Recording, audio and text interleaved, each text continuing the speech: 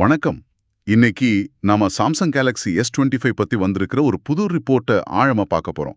இது மே 2025 ரிப்போர்ட். ஆமா. இந்த ரிப்போர்ட்ல இருக்கிற முக்கிய தகவல்களை வச்சு இந்த S25 போன்ல என்ன ஸ்பெஷல், என்ன பிளஸ், என்ன மைனஸ்னு உங்களுக்கு புரிய வைக்கிறதா நம்ம நோக்கம். சரி, ஆரம்பிக்கலாமா?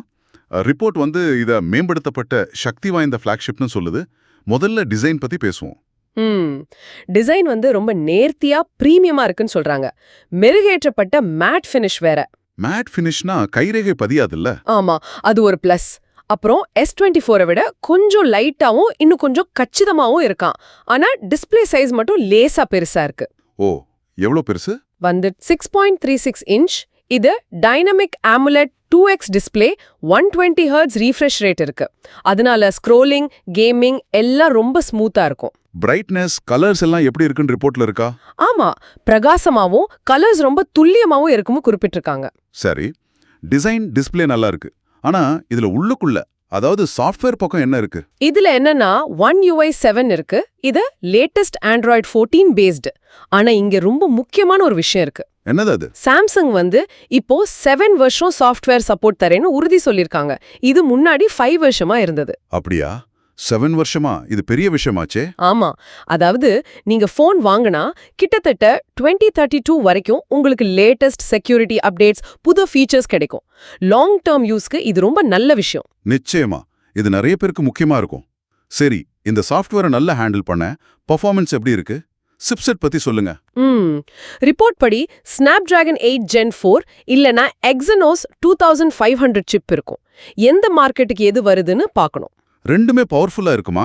ஆமா, ரெண்டுமே டாப் அண்ட் சிப்ஸ் தான். ரொம்ப திறமையானவைன்னு சொல்றாங்க. டெய்லி டாஸ்க்ஸ்ல இருந்து ஹெவி கேமிங் வரைக்கும் ஈஸியா ஹேண்டில் பண்ணும்.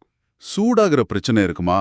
இல்ல, வெப்ப மேலாண்மை, அதாவது தெர்மல் மேனேஜ்மெண்ட் நல்லா பண்ணிருக்காங்களாம். அதனால போன் சீக்கிரம் சூடாகாது, பர்ஃபார்மன்ஸ் ஸ்டேபிளா இருக்கும்னு ரிப்போர்ட் சொல்லுது. மல்டி டாஸ்கிங், கேமிங் எல்லாம் நல்ல அனுபவமா இருக்கும். ஓகே, பெர்ஃபார்மன்ஸ் நல்லா இருக்கு. அடுத்தது எல்லாருக்கும் முக்கியம், கேமரா. அதுல என்ன இருக்கு? கேமரா செட்டப் பார்த்தா 50 MP main camera, 12 MP ultra wide, அப்புறம் 10 MP டெலிஃபோட்டோ. இதுல 3x ஆப்டிக்கல் ஜூம் இருக்கு. இருங்க, இது S24ல இருந்த அதே செட்டப் மாதிரி இருக்கே. நீங்க சொல்றது கரெக்ட் தான். ஹார்ட்வேர்ல பெரிய இன்னோவேஷன் இல்ல. அதே சென்சார்ஸ் தான் பெரும்பாலும். ஆனா சாஃப்ட்வேர்ல சில இம்ப்ரூவ்மெண்ட்ஸ் இருக்கு. ஓ, சாஃப்ட்வேர்லயா? என்ன மாதிரி? குறிப்பா குறைஞ்ச வெளிச்சத்துல போட்டோ எடுக்கிறது, அதாவது லோ லைட் பெர்ஃபார்மன்ஸ் பெட்டரா இருக்குன்னு சொல்றாங்க. அப்புறம் AI யூஸ் பண்ணி போட்டோவை அழகாக்குற சீன் ஆப்டிமைசேஷன் இன்னும் கொஞ்சம் மேம்படுத்தியிருக்காங்க. வீடியோ பக்கம்? வீடியோ ஸ்டெபிலைசேஷன் நல்லா இருக்கு. 8K வீடியோ 30 FPS வரைக்கும் சப்போர்ட் இருக்கு. ஆனா மொத்தத்துல ஹார்ட்வேர் அதேங்கிறது சிலருக்கு ஒரு குறையா தெரியலாம். ஆமா, போட்டோகிராஃபில ரொம்ப ஆர்வம் இருக்கிறவங்களுக்கு இது ஒரு சின்ன டிசப்பாயின்ட்மெண்ட் ஆகலாம். சரி, பேட்டரி எவ்வளவு? பேட்டரி 4000 mAh கொடுத்திருக்காங்க. 4000 mAh தானா? இந்த செக்மெண்ட்ல மத்த போன்ஸ்ல 4500 mAhக்கு மேல பாக்குறோமே. ஆமா, அதுவும் ரிப்போர்ட்ல ஒரு குறையா சொல்லியிருக்காங்க. பேட்டரி சைஸ் கொஞ்சம் சின்னது தான். ஆனா அந்த சாஃப்ட்வேர் ஆப்டிமைசேஷன் மூலமா ஒரு நாள் ஃபுல்லா சார்ஜ் நிக்கும்னு சொல்றாங்க. Charging speed? அது பரவாயில்ல. 45 what wired charging, 25 what wireless charging support இருக்கு. சரி, அப்போ வேற என்ன குறைகள் இருக்கு? பேட்டரி சைஸ் சொன்னீங்க, கேமரா ஹார்ட்வேர்ல பெரிய மாற்றம் இல்லைன்னு சொன்னீங்க.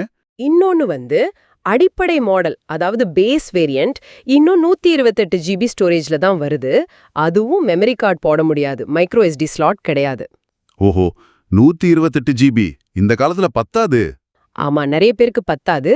இதுவும் ஒரு மைனஸ் பாயிண்டா ரிப்போர்ட் சொல்லுது. சரி, எல்லாத்தையும் சேர்த்து பார்த்தா இந்த S25 பத்தி என்ன சொல்லலாம்? இது யாருக்கு சரியான போன்? சுருக்கமா சொல்ல போனா S25 S24ஓட ஒரு ஃபைன் டியூன்ட் வெர்ஷன். டிசைன்ல சின்ன மெருகேற்றல், நல்ல பெர்ஃபார்மன்ஸ், கொஞ்சம் இம்ப்ரூவ் ஆன கேமரா சாஃப்ட்வேர், அப்புறம் அந்த 7 வருஷ சாஃப்ட்வேர் அப்டேட், இதுதான் முக்கிய பலம். அப்ப யாருக்கு ரெக்கமெண்ட் பண்ணுவீங்க?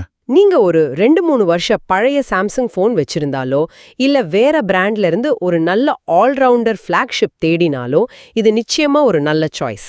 ஆனா S24 யூசர்ஸ்? ஆனா நீங்க இப்போ S24 யூஸ் பண்றீங்கன்னா இந்த மாற்றங்கள் உங்களுக்கு அவ்வளோ பெரிய அப்கிரேடா தெரியாது. இன்கிரிமெண்டல் அப்டேட்ஸ் தான். புரியுது. ஆக சாம்சங் நீண்ட கால சப்போர்ட்டுக்கு முக்கியத்துவம் கொடுத்து ஒரு ஸ்டேபிளான, பவர்ஃபுல்லான போனை கொடுத்திருக்காங்க.